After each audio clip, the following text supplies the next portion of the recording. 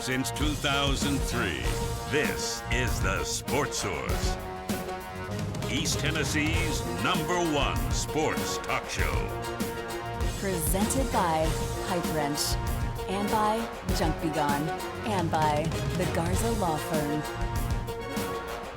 With your host, John Pennington. The Sports Source starts now. Good Sunday morning and welcome into the Junk Be Gone studios for today's episode of the Sports Source. Happy Father's Day to my father and to all the fathers out there watching today. We appreciate you being with us. All you mothers too, all you sons, all you daughters, thanks to everybody for watching. We are going to be talking about Tennessee baseball in the College World Series. They took a loss yesterday. We'll break that one down. Then coming up, we'll go live to Omaha. Technology works. And we'll talk with John Wilkerson out there and get a preview of Game 2, which is coming up tomorrow at 2 o'clock against Stanford in an elimination game at the Vols. So we'll talk about that. We will also talk quite a bit about the SEC schedule and Tennessee schedule, who in the SEC wound up at the gold mine, who got the shaft, all that kind of stuff. And also, if there's a reason it feels like 98, as the saying goes, I think we know what it is, and we're going to break that down for you at the end of the show. Some interesting stuff about how much Tennessee is winning of late. So let's get right into it. First segment of this show brought to you by our friends at Junk Be Gone. Doesn't it seem like everything is a hassle? I mean, it's the worst thing about adulthood. Something is always taking up your time. That's why I use Junk Be Gone. They make cleaning out your house or garage or attic or backyard easy. I like easy. The older I get, the more I like easy. See for yourself at junkbegone.biz. Give them a shout this week. Check them out online this week, and you can take my word for it. This is a company that I trust.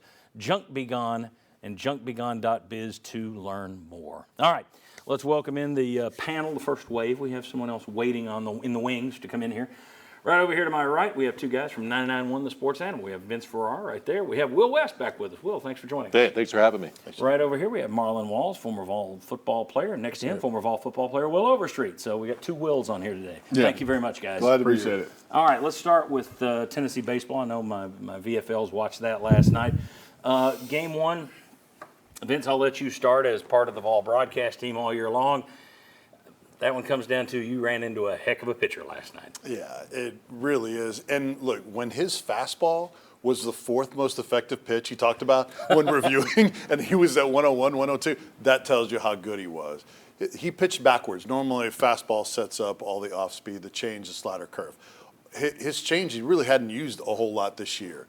Well, he was pitching that first and then trying to force Tennessee hitters to catch up to the fastball. And when you slow guys down in their bats and then go with that kind of velocity, it's incredible. Elite players that make changes and adjustments, it's hard to catch up to them. And he was just that good. He is that elite.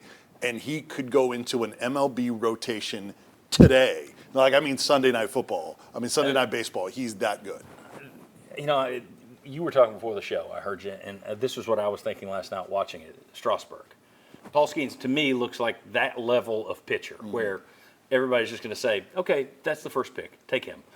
Your thoughts on what you saw last night from Ball? I thought this is what happens when you get a pro pitcher facing college players. I thought that's what it was at the end of the day. It's a guy that's hitting 102 and putting the ball wherever he wanted to. And I thought his catcher did a really nice job framing his pitches in the outside corner as well. There were a lot of Tennessee fans upset with the strike zone.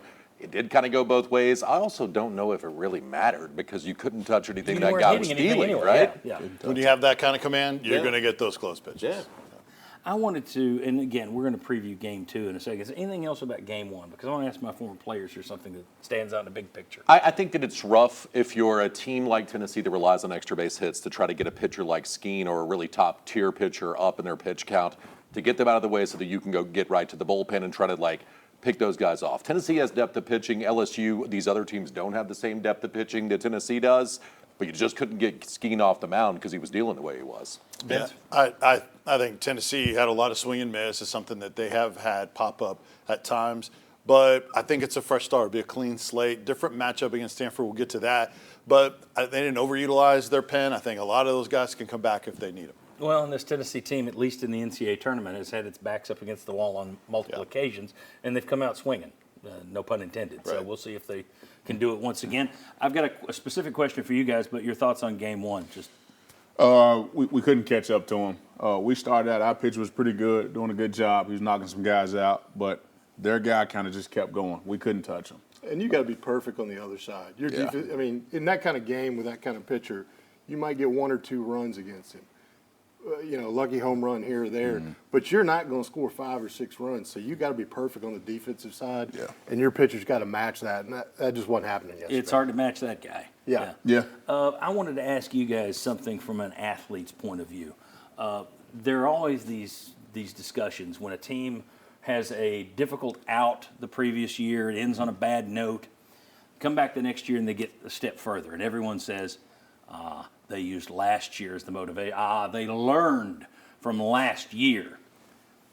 I'm a Celtics fan, and I've watched them fumble their way out of the playoffs for 3 straight years. No lessons learned. So I don't know that I buy it. I want to get your take. Did this Tennessee team get further this year because of the devastating loss last year? Or is it just a new year, new teams you're facing? How much of that carries over? I would say from listening to these guys on a normal basis on the radio, I would probably say it doesn't matter with this team because from what I've heard is this team is completely different than last year's team.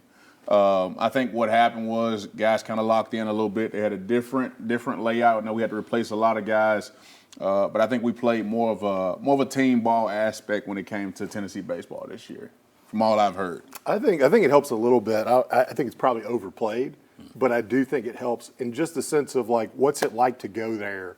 What time are we going to wake up? What's going to be the environment? And just kind of having the pressure that one time of being there and going, I may never get back here. And then you come back the next year and you're like, all right, I can do this. It's just another ball game. And so I think it could take some pressure off that maybe that first time you have a little more jitters, a little more anxiety than you did the second time coming into it. So I think that's where it can help you a little bit. But like I said, is that 5% better? Is that 10% better? Is that 20? It's not 50, but it may be that 5 or 10 range. So I think that helps a little bit. One of the problems with doing this show the night after the first game, I was hoping that the schedule would start where they would go today when they first made it, because I wanted to talk a little bit about getting there, because I don't want to go straight from, well, maybe they could make it to, okay, they lost a game.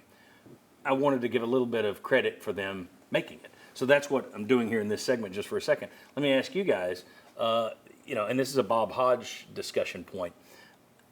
The team last year was an absolute wagon, but they didn't make Omaha. This team struggled for a lot of the year, but like Ole Miss, they turned it on midseason and it turns around like Ole Miss last year when they won the national championship. This team makes to Omaha. Which team was better, the one that made Omaha or the wagon last year that came up short? Well, more talented last year, but better. I think it's still to be determined what they do this year, but you could very well say this year's team. Look, it's the experience from the postseason disappointments, but it's also being hardened by what happened to them this year and being able to handle those situations. Yeah. They really didn't have a whole lot of adversity before that Notre Dame Super Regional last year. And so this year they were knocked to the deck, dusted themselves off, got back up, learned with all the new position players they had, and then came together, and then they were able, when the season was on the line or they were up against it, they were able to bounce back. And that bodes well potentially for now that they're in an elimination situation. So I think it's both of those things, but more talented last year. Vitello talked about that this week, and he mentioned that this team was different. And if you think about it, we've talked about this all week. Tell me the team that wanted to cut promos on everybody and is, DX crotch chopping people that wins championships. That's just not who wins championships at the end of the day. Usually, yeah. All the wrestling stuff got me back into Tennessee baseball 2 years ago. But if you think about the history of sports, unless you have exponentially more talent than everybody else, like the U in 2001. That's where I was going. Miami had the rule, really. Since then, though, that's not who wins. People who act like adults and handle their business, that's who wins championships now. You got to go all the way back to the Bears in '85, where showboats and great team. It's Cowboys in the mid-'90s, you know what I mean? But it's been few and far 20 years. between. Yeah, it's interesting. Okay, very good. We got more baseball to talk about. We got more football to talk about down the road as well. But up next, we're going to try and get you live to Omaha and talk to the voice of the Vols, John Wilkerson. We'll preview Game 2 coming up next on the Sports Source. See you on the other side.